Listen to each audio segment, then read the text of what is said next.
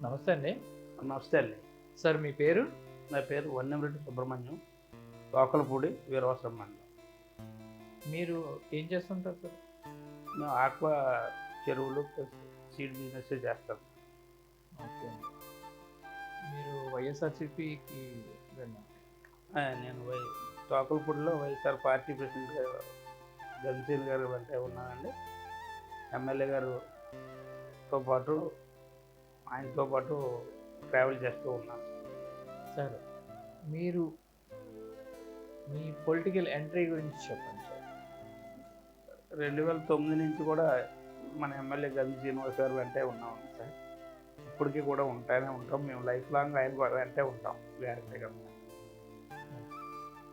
మీ ఊర్లో 2019 ముందు అభివృద్ధి, తర్వాత అభివృద్ధి గురించి చెప్పగలరా? కొత్తగా రోడ్లు మా ఊరికి వచ్చేటప్పటికి రోడ్లు వేయటం, సచివాలయం ఏర్పాటు చేయటం, సచివాలయం కట్టడం, ఓపెనింగ్ ఇవన్నీ కూడా ఎమ్మెల్యే గారు సంరక్షణలో ఆయన ఆయన ఆయన సహకారంతో మా గ్రామాన్ని అనేక రకాలుగా అభివృద్ధి చేయటం జరిగింది సార్. ఖచ్చితంగా కూడా ప్రతి దాంట్లోనూ సంక్షేమ ఫలాలు ప్రతి ఒక్కరికి అందే విధంలో ఎమ్మెల్యే గారి సహకారం 100% ఉంది సార్. ఏ పార్టీలు చూడకుండా, కులాలు చూడకుండా ప్రతి అర్హులు ఉన్న వాళ్ళకి ప్రతి ఒక్కరికి కూడా జగన్ గారు ప్రవేశపెట్టిన సంక్షేమ పదాలన్నీ కూడా అన్నీ కూడా సామాన్యులందరికీ చేరేలాగా ఎమ్మెల్యే గారు ప్రత్యేక శ్రద్ధ తీసుకుని ఎమ్మెల్యే గారు ఖచ్చితంగా కూడా అందేలాగా చర్యలు తీసుకుంటాం జరిగింది సార్. సార్ మీ ఎమ్మెల్యే గారు మీకు ఏ విధంగా సపోర్ట్ ఇస్తారు? ఎప్పుడు కూడా నేనే కదండి, సామాన్యుడు, అతి సామాన్యుడు కూడా, అసలు ఒక కార్యకర్త కాదండి, ఒక సామాన్య వ్యక్తి అయినా సరే, ఏ అవసరమైనా సరే, ఒక కిరాణా కొట్టుకు వస్తే ఎమ్మెల్యే గారు కిరాణా కొట్టుగారు వానగారులాగా నిత్యావసరాలకి ఎంతమంది అయితే వస్తారో ప్రతి దానికి కూడా. నిజానికి నిత్యావసరానికి ఒక కిరాణా షాప్కి వెళ్తాం, డబ్బు కొనుక్కుని ప్రతిదీ పప్పు ధాన్యాలు, నూనెలు, అవి ఇవి అంటూ వెళ్తూ ఉంటాం.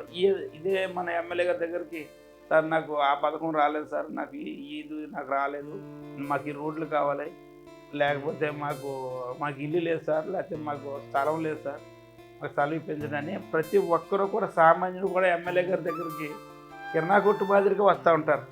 ప్రతి ఒక్కరికి చర్య తీసుకుని ఆయన అందరికీ కూడా ఒక కార్యకర్తే కూడా రావాల్సల్లా, సామాన్యుడు డైరెక్ట్గా నేరుగా కిరాణా కొట్టుకి వెళ్ళటానికి ఎంత సులువుగా వెళ్తారో ఎమ్మెల్యే గారి కార్యాలయానికి వెళ్ళటానికి అంత ప్రయారిటీ ఇస్తారు. మేము లైఫ్లో మేము ఉండగా ఎంతోమంది ఎమ్మెల్యేలు చూసాం. సామాన్యుడికి అందుబాటులో ఉండే ఎమ్మెల్యే గారు ఒక గంజి గారు ఒక్కరే నాకు తెలుసుండి. మన రాష్ట్రంలో ఏకైక ఎమ్మెల్యే గారు ఉన్నారంటే అది గంజి శ్రీనివాస్ గారు. భీమవరంలో జరిగిన అభివృద్ధి గురించి మీకు తెలిసిన విషయాలు చెప్పండి. ఖచ్చితంగా కూడా మరి జిల్లా కేంద్రాలు తీసుకురావడం, మరి మన గౌరవనీయులు జగన్మోహన్ రెడ్డి గారు కూడా మన భీమవరంలో చెప్పడం జరిగింది. మంత్రి పదవిని కూడా త్యాగం చేసి, నాకు మంత్రి పదవి ఇవ్వకపోయినా పర్లేదు, నాకు జిల్లా కేంద్రం ఇమ్మని చెప్పేసి గంసీన్ గారు తీసుకురావటం నిజంగా మన భీమవరం నియోజకవర్గ ప్రజలందరూ కూడా గర్వించవలసిన విషయం అది. అదే రకంగా మరి ఏరియా హాస్పిటల్లో స్థలం లేదని మరి వెనక్కి వెళ్ళిపోతుంటే అతను సొంతంగా కొని వాళ్ళ ఫ్యామిలీ అంతా కూడా, నిజానికి మన నియోజకవర్గ ప్రజలు ఆరోగ్య రీత్యా మరి కాకినాడ కానీ విజయవాడ కానీ ఎక్కడికో దూర ప్రాంతానికి 100 కిలోమీటర్లు వెళ్తేనే కానీ ఏరియా హాస్పిటల్ లేని పరిస్థితి. అలాంటి హాస్పిటల్ని తీసుకొచ్చిన ఘనత మన ఎమ్మెల్యే గంజి శ్రీనివాస్ గారని మేము గర్వంగా చెప్పుకుంటాం. సార్ ఇప్పుడు ఎమ్మెల్యే చేసిన అంజబాబు గారు ఉన్నారు, గంజి శ్రీనివాస్ గారు ఉన్నారు, వీరిద్దరికి వ్యత్యాసం చెప్పగలరా? అంజబాబు గారు అంటే ఏదో నిజానికి సామాన్యుడు ఎవరికి అంజబాబు గారి దగ్గరికి వెళ్ళి త్వరగానే ఛాన్స్ కానీ లేదండి. ఓన్లీ ఆ జన్మభూమి కమిటీలు అంటూ ఆ కమిటీ సభ్యులు మాత్రమే ఎమ్మెల్యే గారిని కలిసేవారు. వాళ్ళు ఏది చెబితే అదే జరిగింది. ఇప్పటికి అయితే అసలు ఒక కార్యకర్తతో పని లేదండి.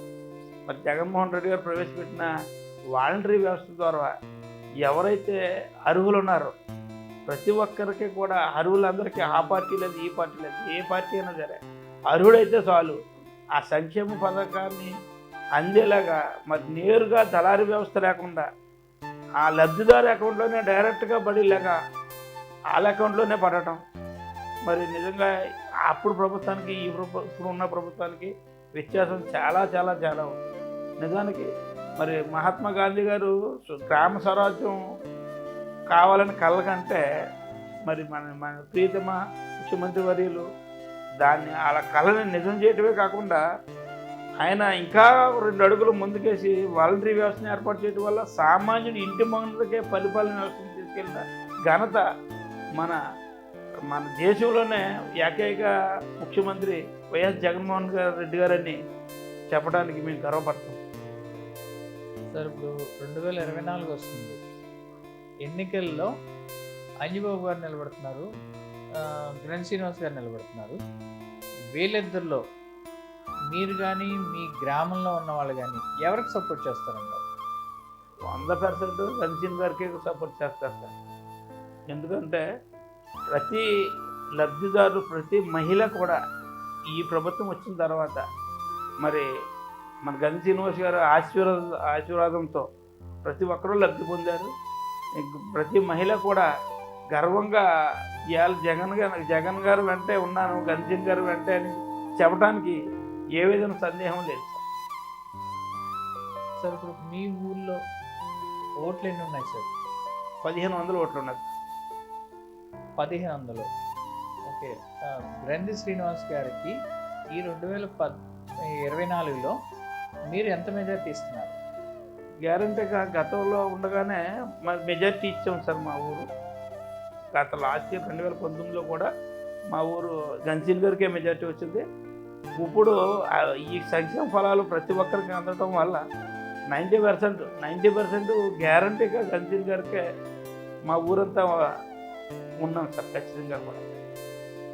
Okay sir, thank you sir, నమస్తే గారు.